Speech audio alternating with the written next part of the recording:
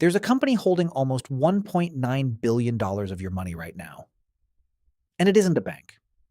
You handed it over willingly. You even thanked them for it. And about 10% of it, they know for a fact you will never, ever come back to collect. That company sells coffee. It's Starbucks. And that quiet pile of nearly $2 billion is one of the strangest, most brilliant things about how it actually makes money, bigger than the deposits of some actual banks. But here's the twist. The exact machine that let Starbucks pull this off, the thing that made it unstoppable for a decade, is now the thing tearing it apart from the inside. Because right now, Starbucks is in the deepest crisis it's seen since 2008. Profits are collapsing. In one recent quarter, they fell to less than half of what they were 2 years earlier. Customers are annoyed, employees are revolting, and to understand how a company with 40,000 stores and one of the most recognizable logos on earth suddenly started falling apart, you have to understand what Starbucks was really selling all along. And it was never coffee. Rewind to 1983. America is, believe it or not, a coffee wasteland. Not the drink, people drink plenty of it, but the place. Americans brew weak filter coffee at home, and cafes just aren't a thing. Meanwhile, in Italy, it's the total opposite. Espresso bars on every corner, part of the culture like pasta and Vespas. And a young marketing manager for a small Seattle bean roasting shop takes a business trip to Milan and gets completely enchanted by it. His name is Howard Schultz. The shop he works for is called Starbucks. Back then, just a place that sold coffee beans locally. Schultz comes home with an idea that sounds almost too simple. What if America had Italian coffee culture too? So he starts reshaping the little roaster into an experience.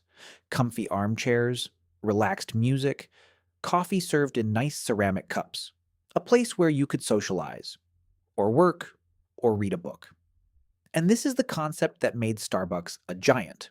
So let me name it because it's the key to this entire story.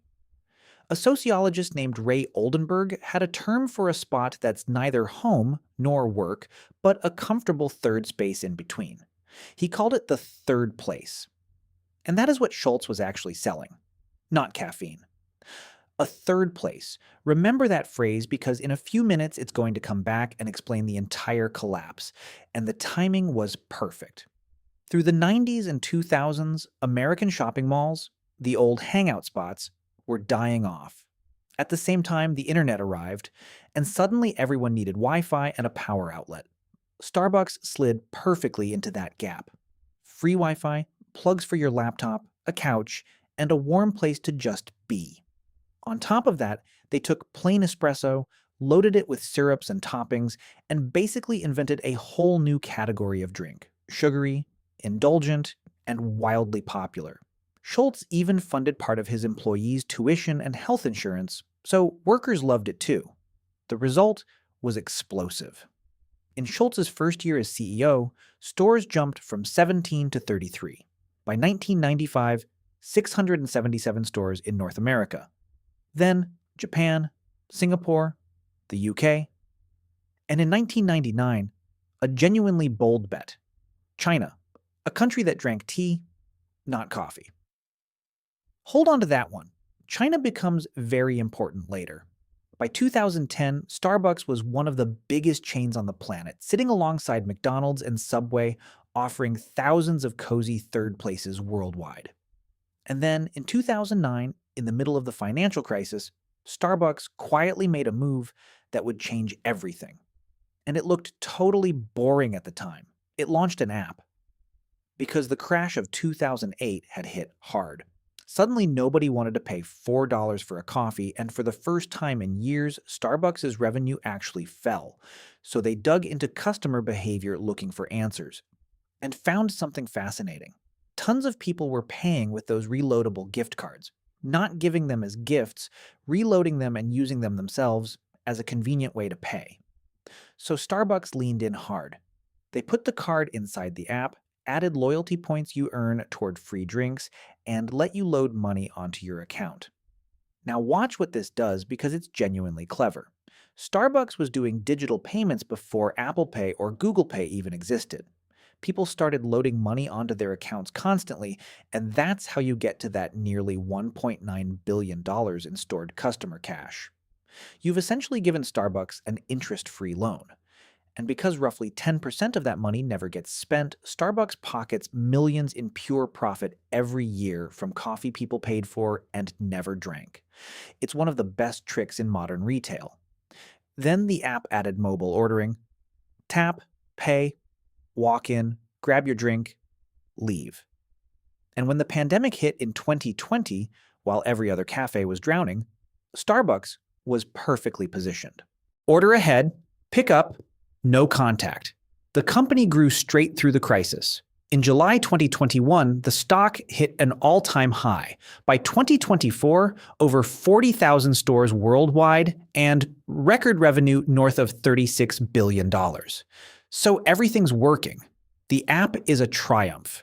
Revenue is at a peak, which makes the crisis that follows genuinely confusing until you look closer, because hiding behind those record numbers were 4 problems, and each one traces straight back to the same source.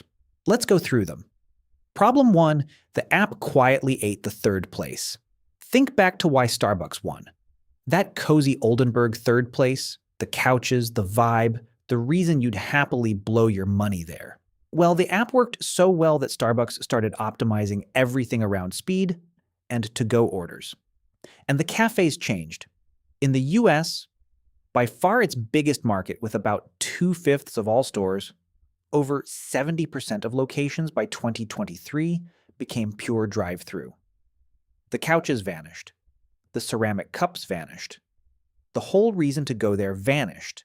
And here's the killer. Starbucks is still charging premium, 3rd-place prices. A US latte went from $3.95 in 2020 to $4.95 in 2024, a 25% jump. But the 3rd place you were paying for is gone. You're paying couch prices to stand in a line. The company sold the experience for a decade, then quietly deleted the experience while keeping the price tag. Problem 2, the moat is gone. Starbucks was once basically America's coffee monopoly. Not anymore. There are now around 65,000 independent coffee shops in the US competing with it, and if the atmosphere is gone, an indie cafe does cozy far better. On the other side, cheaper giants like McDonald's undercut them hard. That same latte is $4.95 at Starbucks, but $3.59 at McDonald's. So Starbucks is squeezed from both ends, losing premium to the indies and value to the chains, with nothing left in the middle to defend. The 3rd place was the middle. Problem 3, it got too complicated. That endless customization, extra shots, 2 pumps of this, more of that, was originally a genius profit machine. Starbucks says it can make over 170,000 different drink variations, and those extra add-ons reportedly bring in more than $1 billion a year. But there's a hidden cost. A hyper-customized drink is slow to make. Slow drinks mean long lines. And in early 2024, roughly 1 in 8 customers reportedly abandoned their order because the wait was too long. Worse, the same app and speed obsession left stores understaffed. In November 2024, employees sent an open letter to the CEO about crushing workloads and being spread too thin, and a union movement, Starbucks Workers United, had already been fighting since 2021 over staffing, unpredictable hours, and low pay. The efficiency machine started grinding down the people running it. Problem 4, China. For years, China was the great success story. Starbucks' second most important market, growing almost unchallenged, until a name appeared on the horizon.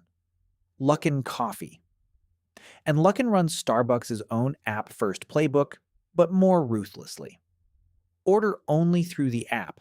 Tiny grab-and-go stores that fit anywhere and cost far less to run, and much cheaper prices, which matters enormously as living costs rise. In just 2 years, Luckin exploded from around 8,200 stores to over 22,000, roughly tripling. Starbucks got out Starbucksed by a company that took the app idea and stripped away the expensive 3rd place entirely. Do you see the pattern now? Every single one of the four problems is the same problem wearing a different mask. The app made Starbucks unstoppable, and the app made it forget it was ever selling a third place at all, which is why what Starbucks is doing now is so telling. To fix this, they spent enormous money to bring in a new CEO, Brian Niccol, who'd previously rescued Chipotle, and his big strategy has a name that gives the whole game away. It's called Back to Starbucks. The plan is to go backwards. A smaller menu, the comfy furniture returning, the ceramic cups coming back. In other words, after a decade of chasing speed and screens, the multi-billion-dollar rescue plan is essentially, remember that third place we deleted? Please come back and sit down. Niccol, for the record, reportedly pulled in around $96 million in just his first 4 months to do this. So here's the real lesson buried in the Starbucks crisis, and it's bigger than coffee. Starbucks spent 30 years convincing the world it was selling a place, and then built a machine so good at selling the product that it destroyed the place. The nearly $2 billion sitting in that app is proof of how brilliantly the machine works. The empty, couchless drive-through stores are proof of what the machine cost. The company that got rich selling people somewhere to stay is now spending a fortune begging them not to leave. And the only thing it has left to offer is the exact thing it threw away. So the next time you tap that app and grab your cup without even slowing down, ask yourself what you're actually paying for, because Starbucks is finally asking the same question, and it might have figured it out 10 years too late.